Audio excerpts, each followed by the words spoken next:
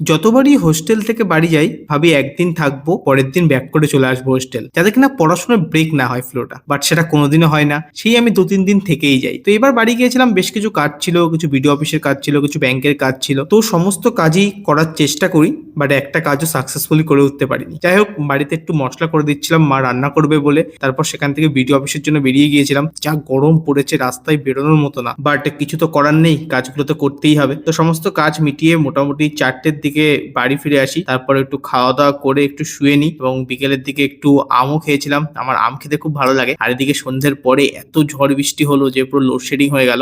দিয়ে রাত্রের দিকে কারেন্ট আসলে পাপার সঙ্গে বসে খবর দেখছিলাম। খবর আমি আর পাপা বেশ একসঙ্গে এখন ভালোই দেখছি। তারপরে একটু আইপিএলও চলছিল, তো আইপিএল এ ম্যাচ ট্যাচ দেখে রাত্রে শুয়ে পড়ি। পরের দিন সকালেই ভেবেছিলাম হোস্টেলে ফিরে আসবো, বাট সবাই কমেন্ট করে বলছিল যে তারা রিনিট কি করে প্রিপারেশন নেবো, একটু প্লিজ বলো। তো তোদের সবারই জন্য একটা ভিডিও বানিয়েছিলাম। তারপর সন্ধ্যের সময় বাড়ির থেকে বেরিয়ে আসি এবং হোস্টেলে মোটামুটি 8টার মধ্যে পৌঁছে যাই। তোমরা এখানে যে ভিডিও ফুটেজগুলো দেখছো, এগুলো হচ্ছে কয়েকদিন আগে একটা দরকারে আমরা মধ্যমগ্রামে গিয়েছিলাম, আমি শঙ্খ অশোক। তো সেখানে গিয়ে একটা বেশ সুন্দর একটা লস্যির দোকান আমরা দেখেছিলাম। তো তোমরা যদি মধ্যমগ্রামে খেয়ে থাকো, এই লস্যির দোকানটাও জানিও আমাদেরকে। বেশ হেভি বানিয়েছিল, 60 টাকা গ্লাস ছিল, বাট মোটামুটি বেশ ভালোই সুন্দর লেগেছিল। যাই হোক, চলো দেখা হচ্ছে পরের ভিডিওতে। বাই।